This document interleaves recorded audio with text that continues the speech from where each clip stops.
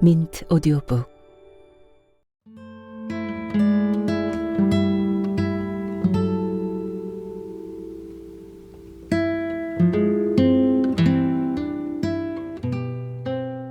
바느질집 도망갔던 아들이 저그음에 보러 왔당만이라오. 가부학간? 끈이는 어쩌나 하고 호박 하나 따가지고 가서 분께 있도만이라오. 그 자식이 그래도 어미 아픈지는 알았는가배. 삼봉집 알면 서로 간에 신가는 안 편하겠구만이라. 아이고 그때가 언젠데 그려. 말이야 바른말로 갸가 돈 나올 뻔봤구만. 그리고 갸가 무슨 죄가 있어? 그는 과연 누구인가?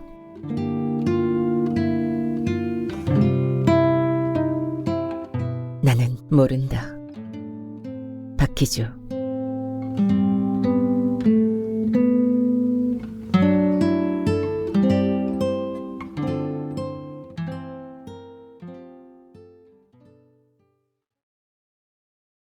그를 처음 본 건 더위가 기승을 부리던 7월 하순쯤 되었으리라.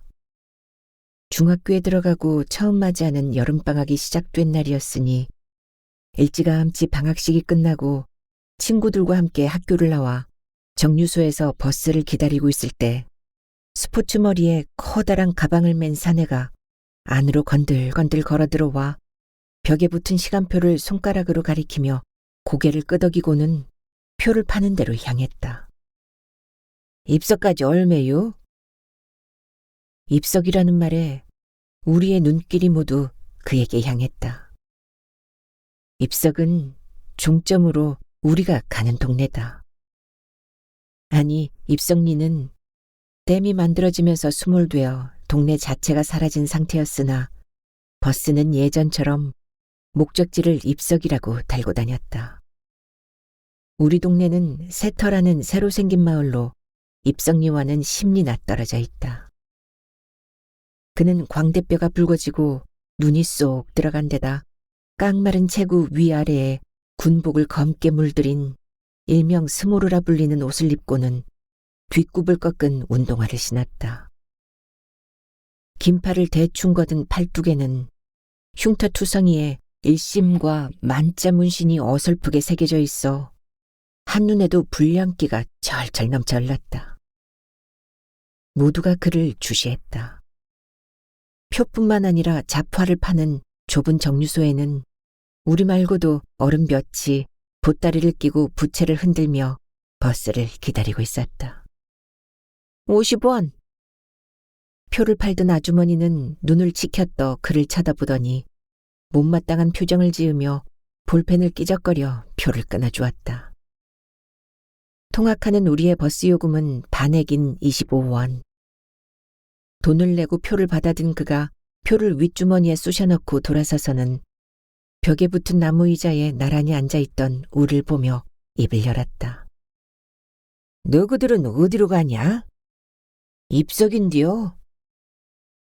우리 중에 덩치가 제일 큰 이정희가 눈을 끔벅이며 말했다. 입석? 그가 신통하다는 듯 입을 쫙 벌리고는 어깨를 으쓱하며 바짝 다가왔다. 너희들 다 입석 산다고? 네.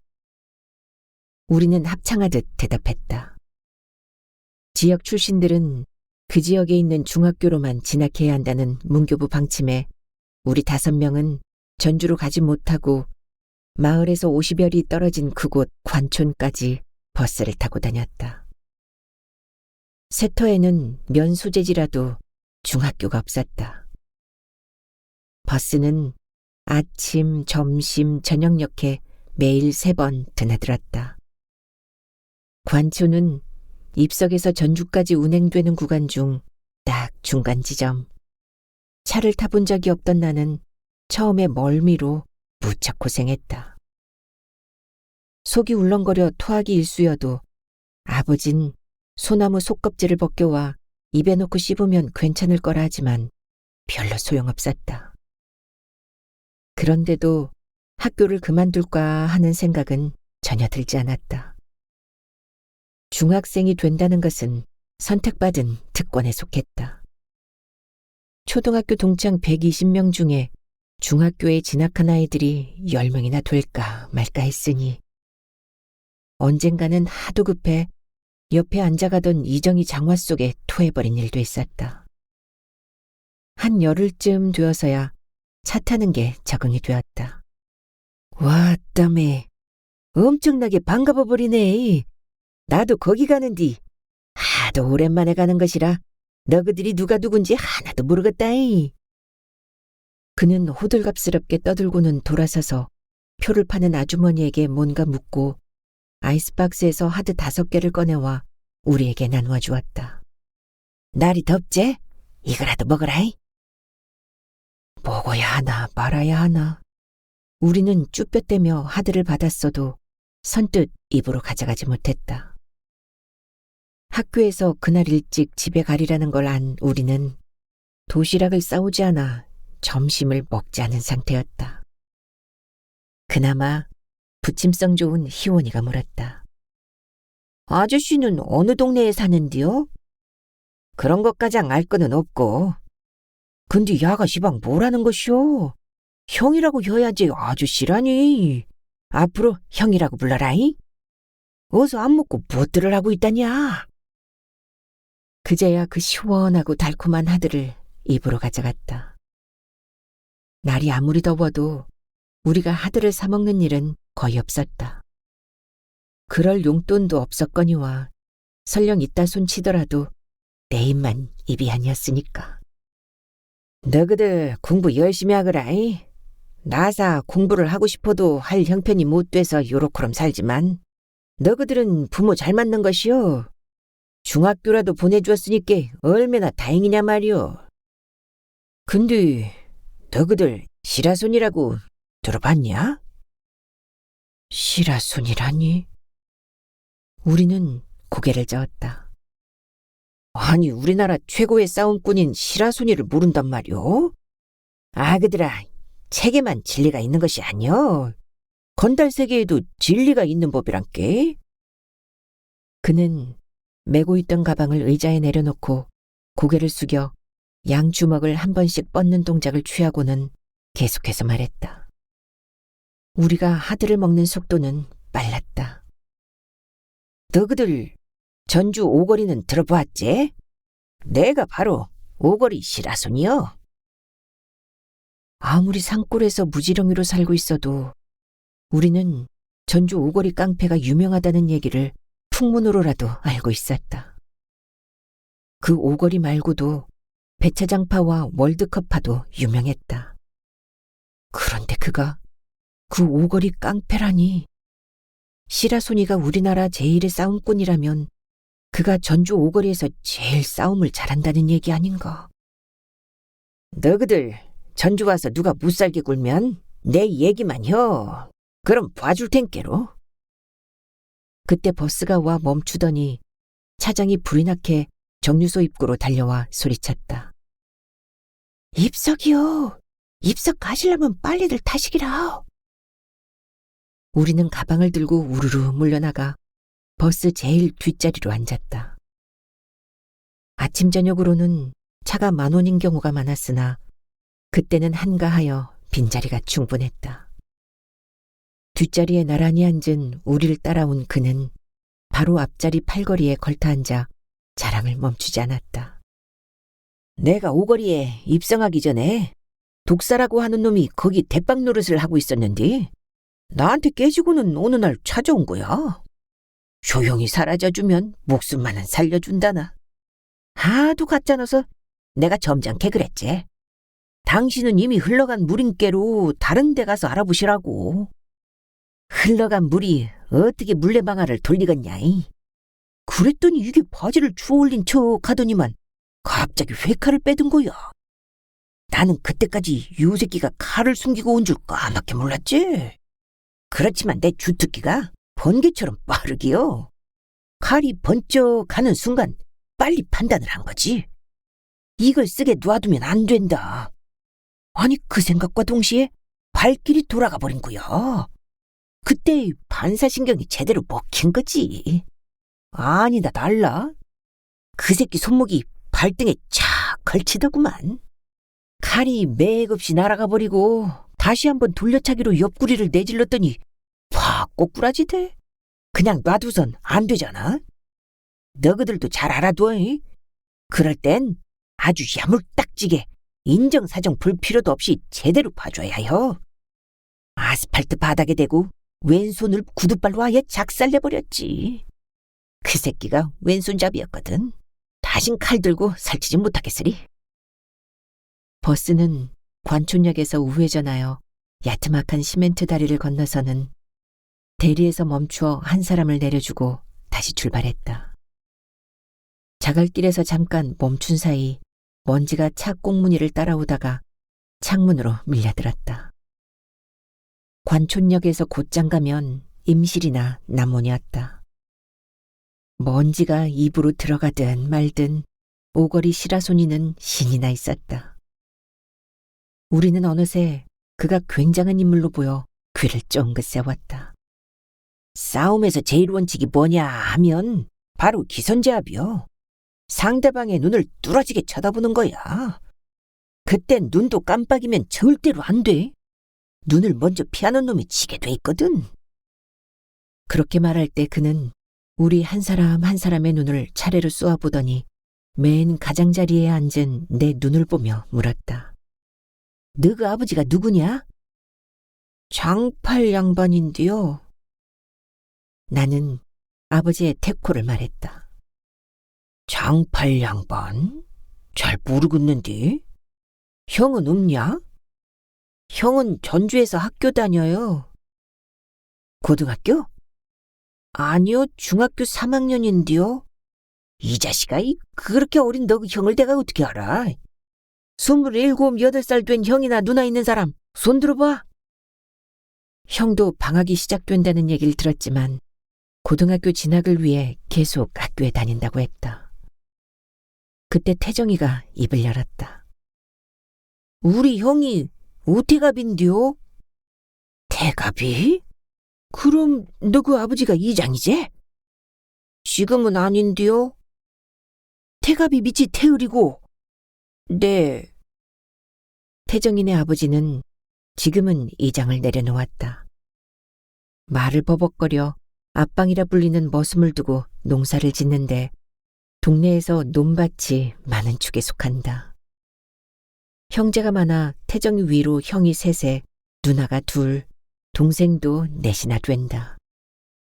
농고를 졸업한 태갑이 형은 공무원 시험에 합격하여 군청에 다닌다. 월숙이하고 결혼했겠네? 월숙이라면 시장 구석에서 술집을 하는 삼봉집 큰딸이다. 중학교에 다니던 태갑이 형과 딸까지 낳았으니 태정이 부모가 반대하여 이러지도 저러지도 못하고 동네 사람들에게 애먼 손가락질을 받으며 지내는 신세였다. 이유는 그 집이 물장사 술집을 하고 백정소리를 듣는다는 데 있었다. 전혀 엉뚱한 질문에 태정인 고개를 좌우로 살래살래 흔들었다. 여태 안 했다고? 태정이의 끄덕이는 고갯짓을 본 시라소니는 어처구니 없다는 기색이 역력했다. 알만하다. 안 한 것이 아니라 못한 것이겠제. 참으로 징하네. 그때까지 신이 올라있던 그는 심각한 표정을 짓더니 팔걸이에 걸쳤던 엉덩이를 핑그르르 돌려 앞 의자 등받이를 주먹으로 치며 덜썩 주저앉았다. 그리고 담배와 성냥을 꺼냈다. 누르스름한 정자였다. 한개비를 꺼내 불을 붙인 그는 입을 오므려 연기로 동그라미를 연거푸 만들어냈다. 우리는 그 모양을 신기한 듯 쳐다보며 서로 감탄했다. 한참을 동그라미만 그려대던 그는 혼잣말로 중얼거렸다. 그 의자엔 혼자였다. 애새끼까지 있다고 들었는디? 지김이 씨벌놈들. 저거는 남 징용 보내놓고 떵떵거리며 살고 포도시 살아봤더니 인공때 부역했다고 그렇게 지랄들이더니만 외놈들 앞잡이나 하던 것들이 아직도 유세를 떠는감만. 우리는 그의 느닷없는 주먹질과 과격한 언사에 주눅이 들어 입을 다물고 창밖 풍경만 응시했다. 누가 누구를 징용 보냈다는 것이고 누가 부역을 했다는 말인가. 월숙이 눈안에는 장사를 위해 장날에 앞서 돼지를 잡을 때가 많았다. 그런 연유로 백정이라는 소리도 들어야 했다. 월숙이 누나가 낳은 아이는 태정이네가 키운다. 버스는 어느덧 신평을 지나고 금정리를 거쳐 밤째로 들어서고 있었다. 동네를 지날 때마다 그 동네에서 통학하는 아이들이 내렸다. 같이 다니는 처지였지만 우리는 아직도 임의롭지 못해 동네 끼리끼리만 어울리는 사이였다. 관촌에서 반 넘게 좌석이 찼던 버스에는 앞쪽에 어른 몇과 한참 떨어진 뒤편에 우리밖에 없었다. 오거리 시라소니는 한동안 잠잠했다. 그는 과연 누구인가? 태을이 형과 월숙이 누나의 사정을 안다는 것은 우리 동네와 관계가 전혀 없지는 않은 듯했다. 아그들아, 동네에 아직도 전기가 안 들어왔지? 그가 고개를 돌려 물었다. 우리는 고개를 끄덕였다. 관촌만 해도 전기가 들어온 상태. 우리 동네는 새마을 운동을 시작하면서 조만간 호롱불 신세를 면하게 될 거라는 소문만 무성했다. 내일이 장날이구나, 그지? 그는 다리를 꼬고 앉아 쉼없이 한쪽 발을 흔들어대며 우릴 보고 물었다. 우린 대답으로 입만 달싹였다. 장은 4일, 9일 그렇게 선다. 버스는 어느덧 신덕을 돌아 상사바위를 거쳐 중사바위 밑을 지났다. 모퉁이만 돌면 우리 동네. 나는 들판을 살폈다. 거기에 우리 논 대부분이 있어 혹시나 지게를 받쳐둔 아버지가 계실까 하는 습관으로. 아버진 논물을 보면서 피살이하거나 도랑에서 쇠골을 베곤 했다. 아무도 없었다. 저 멀리 강둑 너머 미루나무만 우뚝 서서 벼로 가득 찬 들판을 지키고 있었다. 차가 정류장에 멈추기도 전에 우리는 앞으로 나갔다. 나는 뒤를 슬쩍 보았다. 시라소니를 의식 안 할 수가 없었다. 그는 자리에서 일어나지도 않고 창밖만 응시하고 있었다. 차가 방향을 틀어 멈추자 우리는 내렸다. 우리 다섯은 손을 흔들며 뿔뿔이 흩어졌다. 모두 배가 고팠기에 어서 집으로 가 배를 채우는 게 급선무였다. 시라소니는 어디로 갈까나? 고개를 돌려 버스를 보았으나 내렸는지 안 내렸는지 그는 없었다. 그의 존재는 그대로 잊었다. 그날 저녁 어머니는 밥상머리에서 아버지에게 바느질집 얘기를 꺼냈다. 바느질집 도망갔던 아들이 저거음에 보러 왔당만이라오. 가보았간? 끈이는 어쩌나 하고 호박 하나 따가지고 가서 분께 있도만이라오. 아줌매는 어때요? 허리가 안 좋은 데다가 당최 먹돌 못하니께 기운이 없어 그런가 누워만 있지라. 아들은? 아이고 그 화상은 몇 년 만에 와선 술 퍼먹고 있습디다. 그런 험에 보니께 물론 저도 속이 안 좋겠지만 속에서 열불이나 그냥 올라다가 죽 끓여서 몇 숟가락 떠먹는 거 보고 왔지라. 그 자식이 그래도 어미 아픈지는 알았는가배.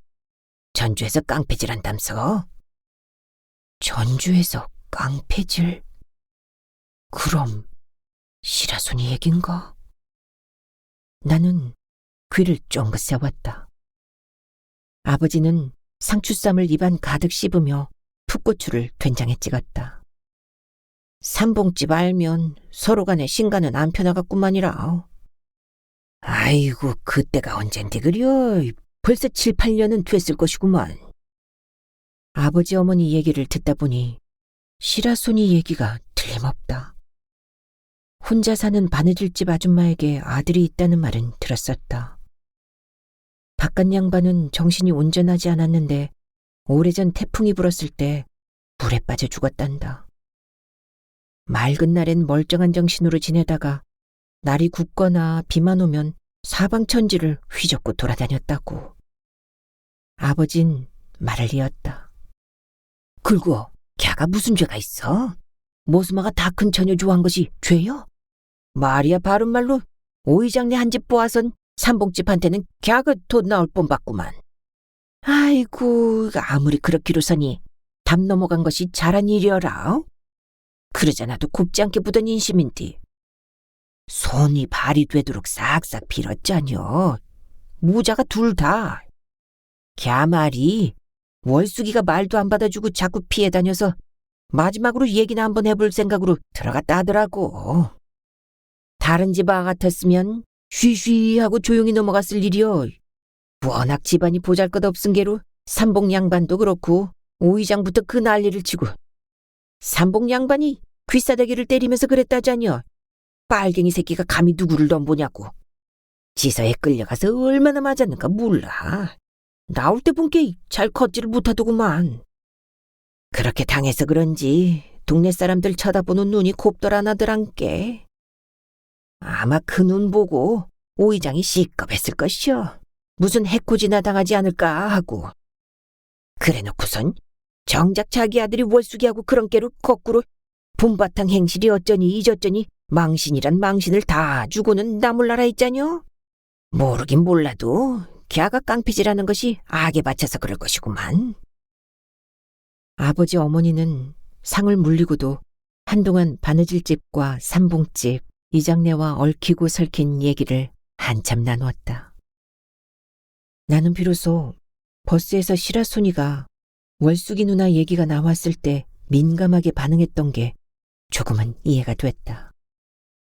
나는 잠이 든 척 했으나 다 듣고 있었다.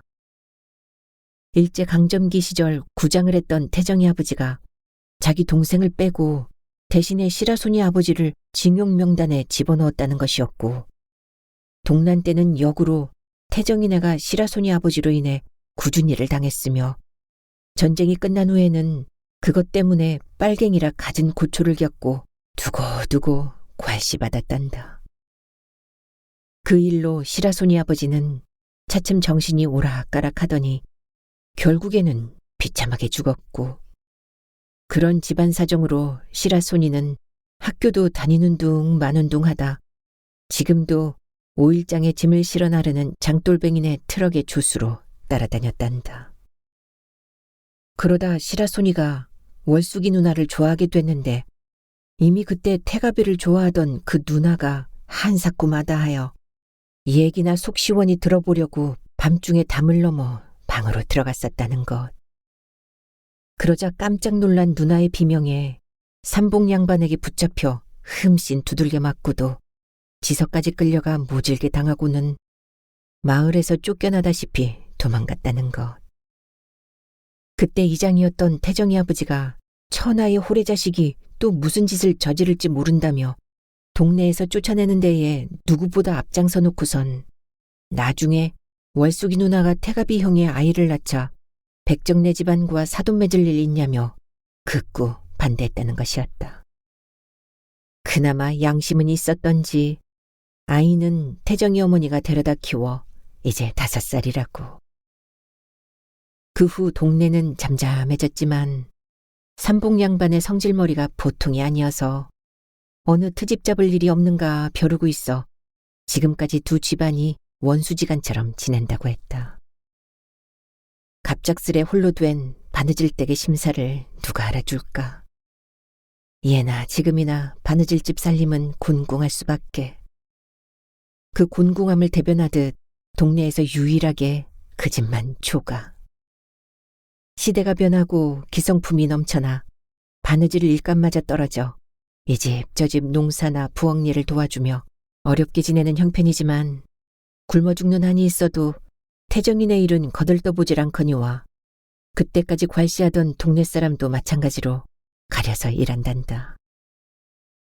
내가 아는 한 100여 호 가까이 되는 동네에서 바느질댁이 일을 다니거나 정을 나누며 지내는 집은 우리 집을 비롯해 몇몇에 불과했다. 우리 집과는 얽힌 문제가 없어 일이 바쁠 때는 서슴없이 거들어주고 어머니와 형님 동생 하며 잘 지내는 편이다. 원래 세터에는 마을의 주산이랄 수 있는 양산의 골짜기 앞에 오두막만 서너 채 초라하게 있었는데 입성리가 수몰되고 새로 마을을 조성하면서 신장로를 따라 모두 기와로 지붕을 얹어 집을 지었으나 바느질 집만 돈이 없어 그랬는지 비어있던 현재의 오두막으로 이사했다고. 그만큼 시라소니네는 반공과 멸공이 위세를 떨치던 시대에 많은 이들로부터 홀대를 받으며 살아왔던 것.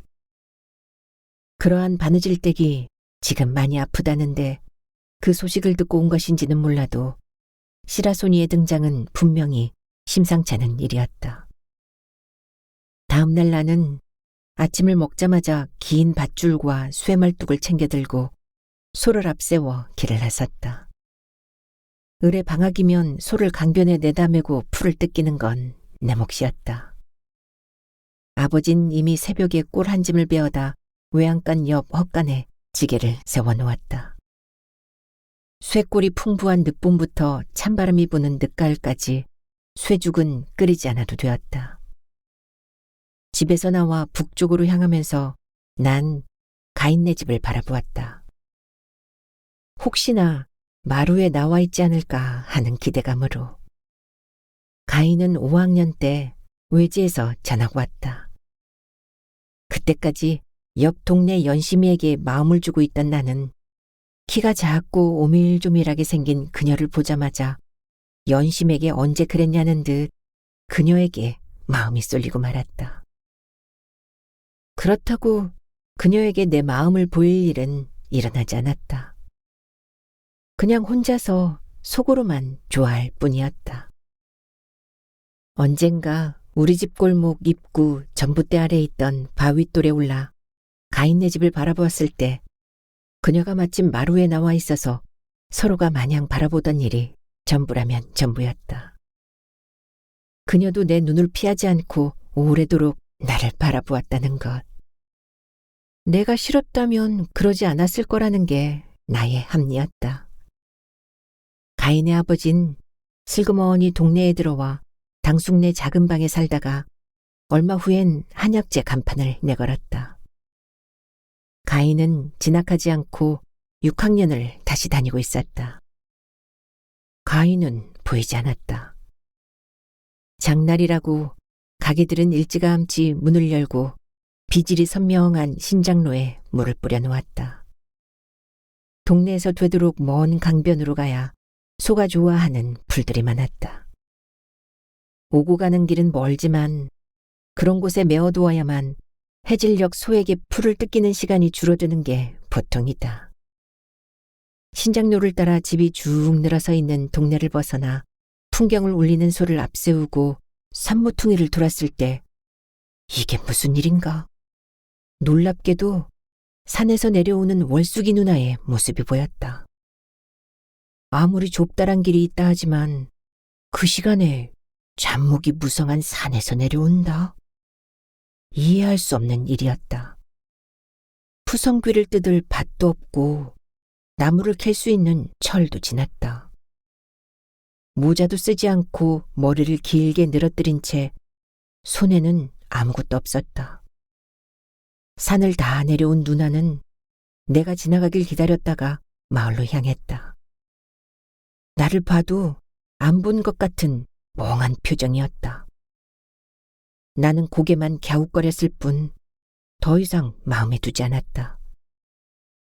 평소에도 누구라는 것만 알지 서로 나이차가 있어 대면대면한 사이였으므로 단지 그녀로 인해 마을에서 쫓겨나다시피 떠나고 말았다는 오거리 시라소니는 어디에 있을까?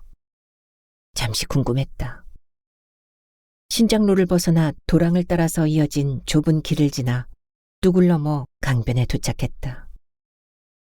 강 위쪽 산 밑에는 키가 큰 미루나무가 일렬로 늘어서 있고 물이 흐르는 곳 외에는 소들이 좋아하는 풀이 무성했다.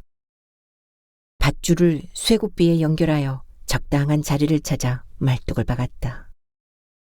적당한 자리는 소가 간신히 강물에 목을 죽일 수 있어야 하고 긴 밧줄이 어디에도 걸리지 않는 곳이었다.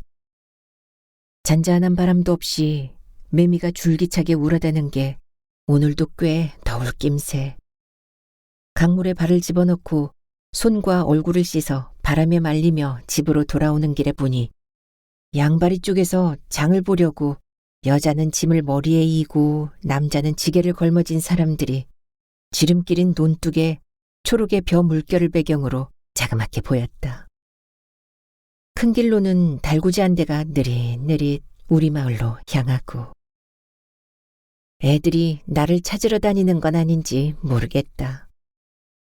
농사가 바쁜 철이 아니어서 어제 친구들과 두런터 앞 외양바위 밑에서 낚시하기로 했다. 호수의 물이 그곳까지 찼다는 얘기를 들은 참이었다. 빨리 가서 지렁이를 잡아야지. 행랑채 뒤 도랑 옆 둔닭에 많았다.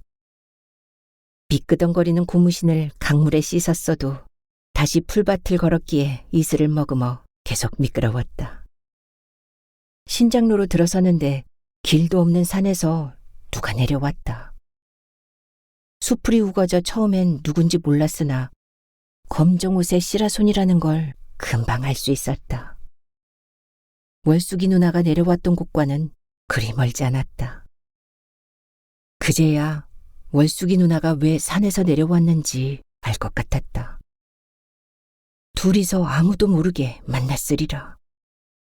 태갑이 형에게 차인 월숙이 누나와 그 누나에게 차인 시라손이가 산에서 만나 무슨 얘기를 나눴을까? 예전에는 담을 넘어 들어온 그를 보며 비명을 질렀다는데 7, 8년이란 시간과 달라진 처지가 그들을 움직였을까? 나는 가로수로 심어진 수십 년 묵은 벚나무에 바짝 붙어 그를 지켜보았다. 그를 앞질러 갈 용기가 없었다. 고개를 푹 숙이고 허청허청 걷는 모습이 꼭 술 취한 사람 같았다. 어머니 말로는 어제 술을 마셨다는데 아직 술이 덜 깼나? 두 사람의 모습에서 그리 좋은 얘기는 오고 가지 않았을 거라는 생각이 들었다. 그와 맞닥뜨리지 않을 만큼 한참을 서성이다 집으로 들어가는 골목에 이르니 역시나 태정이와 희원이가 대나무로 된 낚싯대를 들고 우리 집에서 나왔다. 너 어디 갔다 오냐? 그렇게 말한 태정이는 하얀 셔츠에 교복 반바지를 그대로 입고 있었다. 교복 외에 마땅히 입을 옷이 없던 나도 철이 지난 쫄쫄이 바지를 입었으니 내가 물었다. 소를 강변에 메고 왔다. 지렁이는 잡았냐? 둘은 고개를 저었다. 우린 다시 집으로 들어가 괭이를 들고 행랑채 뒤 축축한 곳에서 지렁이를 잡았다. 충분할 만큼 잡은 우리는 불이 나게 동네를 가로질러 외양바위로 향했다. 내가 두런터로 가는 냇가를 건너며 물었다. 태정아, 어제 그 시라순이가 바느질집 아들이라며? 그래? 나는 뭔가 알고 있을까 싶어 물었으나 태정이는 심드렁했다. 하긴 시라손이가 동네를 떠났을 때는 우리가 초등학교에 들어갈 무렵이었다. 그렇게 어렸으니 시라손이가 왜 떠났고 어떻게 얽혔는지 알리 만무했다. 외양바위 밑은 수심이 깊었다. 우리 셋은 적당히 떨어져 앉아 낚싯대를 들이왔다. 팔뚝만한 메기나 붕어가 물기를 기대하면서. 그러나 아무리 지켜보아도 조용하기만. 전주에서 오는 낚시꾼들이 매끈하고 긴 낚싯대로 고기망을 채우는 걸 자주 보았기에 우리는 그 정도는 아니어도 얼마큼은 잡히길 바랐으나 입질도 없었다. 미끼 탓인가? 그들 대부분은 떡밥을 썼다. 그런데다 그들의 낚싯대는 멀리 던질 수 있고 찌도 선명하게 잘 보이도록 울긋불긋하게 생겼지만 우리의 낚싯대는 대나무여서 그리 길지 않아 앉은 자리 앞에서 찌가 맴돌았고 그 찌마저 보릿대를 자른 것이었다. 가벼운 데다 넣었다 빼는 낚싯대를 우린 꿈도 꿀 수 없었다. 에이 슈플, 야들아 물긴 틀린 쓴게로 다이빙이나 하고 그만 가자. 희원이가 무료했던지 욕설을 퍼부으며 낚싯대를 뒤로 던져버렸다. 야, 다이빙하면 고기 다 도망갈 텐디. 둘렸단 게로. 태정이가 낚싯대를 당겨 미끼를 부었다. 맨바늘이었다. 희원이는 팬티만 남기고 훌딱 벗었다. 야, 조금 있다 해. 지렁이 다 따먹은 거 본게 고기가 있긴 있잖아. 이러다 고기가 우릴 잡겄다. 나도 다이빙이나 할란다. 나도 낚싯대를 거두었다. 내 것은 지렁이가 그대로 달려있었다. 나도 벗었다. 그러자 태정이도 할 수 없이 낚싯대를 거두었다. 희원인 벌써 바위 꼭대기에 올라가 떨어질 자세를 취했다. 수면과는 7, 8미터쯤 되었다. 우린 어릴 때부터 여름이면 그곳에서 거의 매일 미역을 즐겼다. 헤엄과 다이빙은 식은 죽 먹기였다. 배가 고파오고 있었다. 희원이가 만세 자세로 곧장 뛰어내렸다. 우린 10번씩 뛰어내리고는 낚싯대를 챙겨 마을로 터벅터벅 돌아오고 말았다. 신장로엔 장날이라 사람이 많았다. 희원이네 집은 남쪽 초입에, 우리 집과 태정이네 집은 마을 중간쯤에 자리 잡고 있었다. 몹시 허기가 졌다. 걸음을 빨리 하는데 약국 앞에서 꼬맹이가 달려와 태정이에게 안겼다.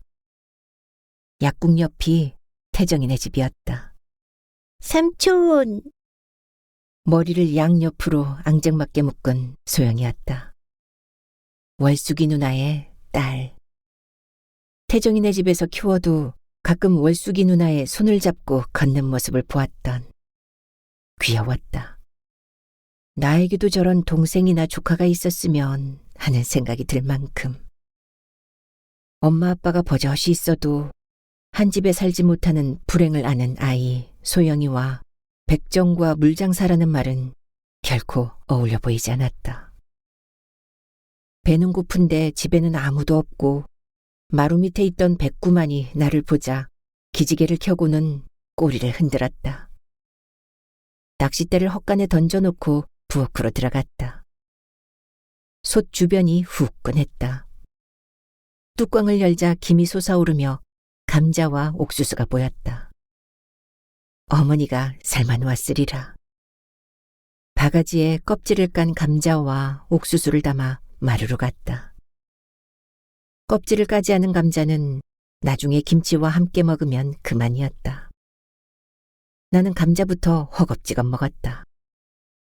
백구가 나를 빤히 바라보았다. 하나를 뜰에 놓아주니 나처럼 허겁지겁 달려들었다. 널찍한 마당 가장자리 화단에는 잎이 넓은 파초와 셀비어, 봉숭아가 섞여 있고 기와를 얹은 담장 위에는 호박 넝쿨이 호박 몇 덩이를 매달고 있었다. 담장 끝엔 앵두나무와 무화나무가 자라며 대문 옆 대추나무에는 푸른 대추가 촘촘히 달렸고 담장 너머엔 밤나무가 가지 하나를 집 안으로 뻗었다. 감자를 5개쯤 먹었을 때 백구가 대문 쪽을 바라보고 으르렁거렸다. 감자를 던져주어도 대문만 바라보았다.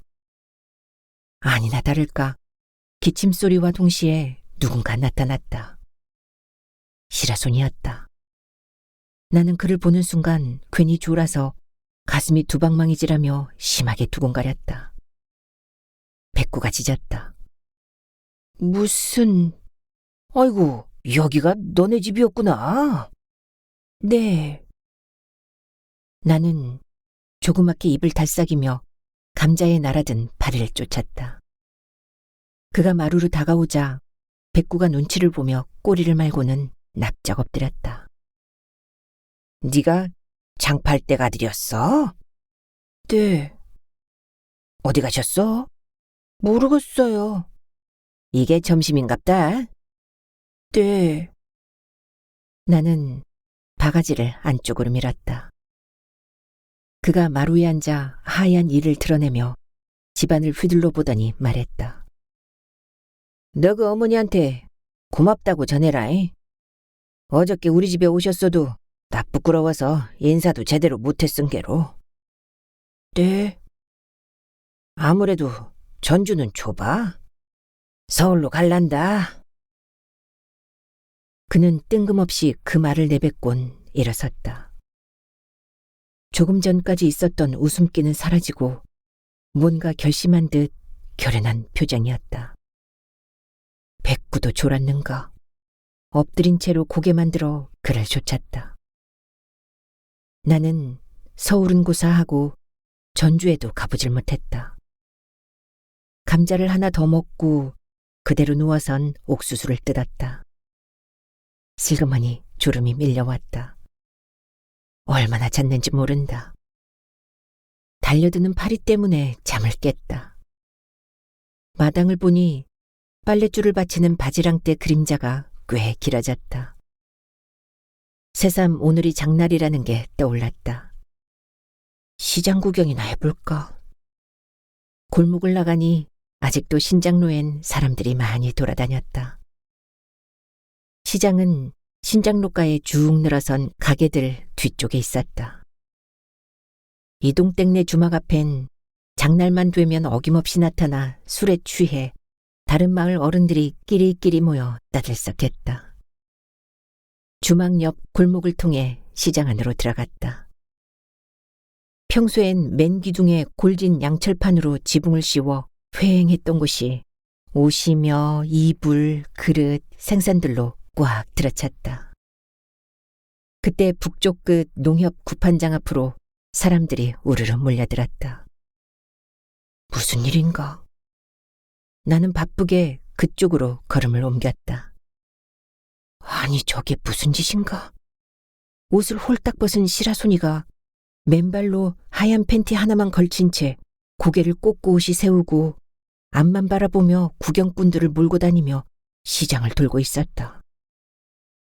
전주 오거리에서 싸움을 제일 잘할 것이라는 짐작과 예전에 대빵이었던 독사를 작살냈다는 그의 큰 소리와는 거리가 먼 비쩍 마른 몸매였다. 그러나 문신이 팔뚝에만 있는 게 아니라 등엔 용이, 가슴엔 또아리를 튼 채 혀를 날름거리는 뱀이 새겨져 있어 온몸에 도끼를 품고 있는 듯했다. 아이들은 뒤를 따르며 킥킥거리고 여인네들은 남새스럽다는 표정이었다. 그는 시장 북쪽에 아제네 연탄가게와 삼봉집과 서쪽의 대장간과 옹기점 앞을 지나 내가 들어온 골목을 통해 신장로로 남쪽을 향했다. 저 사람 왜 저려? 어른들은 그렇게 말해도 감히 말리지는 못하고 기가 막힌 표정만 지었다. 그러자 뒤따르던 아이가 말했다. 저 위 우체국부터 저랬어요. 우체국이라면 마을의 북쪽 끝에 있다. 그렇다면 지서 앞도 지나쳤다는 얘기다. 시장을 돌고 남쪽으로 향하고 있으니 동네를 한 바퀴 돌 기세였다. 어느새 이정희가 내 옆으로 와 말을 걸었다. 왜 저런다냐? 내가 어떻게 알아? 바느질집 아들이라며? 그렇단다. 우리 앞에는 우리보다 어린 동네 아이들이 뒤따랐다. 태정이네를 지나고 약국을 지났다. 나와 있던 태정이도 우리와 합류했다. 시라소니는 옆으로 고개를 한 번도 돌리지 않고 계속해서 앞만 보고 걸었다. 시장에선 월숙이 누나의 아버지인 삼봉 양반의 얼굴도 보였다. 태정이 아버지의 놀란 듯한 얼굴도 보였다. 면사무소를 지나고 희원이네를 지나 제일 끝에 있는 방앗간에서 그는 돌아서더니 오던 길을 거슬러 마침내 그의 오두막으로 사라졌다. 아이들도 뿔뿔이 흩어졌다. 동네는 갑자기 끊어진 영화의 한 장면처럼 적막감이 흘렀다. 도대체 그는 무슨 말을 하고 싶어서 그런 짓을 했는가? 저녁밥을 먹을 때 아버지 어머니는 직접 보았는지 남에게 들어 알았는지 몰라도 역시 시라소니에 대한 얘기를 나누었다. 두 분 얘기도 내 심사나 다름없었다. 무슨 억하심정으로 그런 짓을 했는지 모른다고. 나는 뒤늦게 말했다. 시라소니가 우리 집에 왔어라. 시라소니라니? 아버지가 물었다. 아까 말한 그 바느질집 아줌의 아들이요. 뭐 하려고? 이번엔 어머니가 물었다. 엄마한테 고맙다고 전하라고. 아이? 아버지 어머니는 똑같이 놀라며 입을 해 벌렸다. 그런 시라소니가 사라졌다. 그냥 사라진 것만은 아니었다. 오두막에 불을 지르고 사라졌다. 오두막만 탄 게 아니었다. 나중에 드러난 사실로 태정이네 집에 있던 신발 모두와 삼봉집 신발 모두가 오두막과 함께 태워졌다. 불이 난 것을 안 사람들이 오두막에 가보니 고무 타는 냄새가 진동하더라고. 시라소니만 사라진 것도 아니었다. 아프다는 바느질댁과 월숙이 누나와 소영이까지 사라졌다. 소영인 전날 월숙이 누나가 같이 자려 데려갔다고 했다. 새벽에 논두렁에서 쇠꼬를 베어 지게에 지고 오던 아버지에 의하면 장날 짐을 실어 나르는 장돌뱅이 트럭 앞좌석에 바느질댁과 월숙이 누나가 타고 짐칸에 시라소니가 타고 가더란다. 그는 과연 서울로 갔을까? 가면 가는 거지 왜 두 집의 신발을 모두 거두어 오두막과 함께 태워버렸을까? 아니 어째서 홀딱 벗고 동네 한 바퀴를 돌았을까? 어떻게 월숙이 누나는 소영이까지 데리고 따라갈 생각을 했을까? 아무리 싸매고 쥐어짜도 내 소견머리로는 시라소니의 소행을 도저히 알 수가 없었다.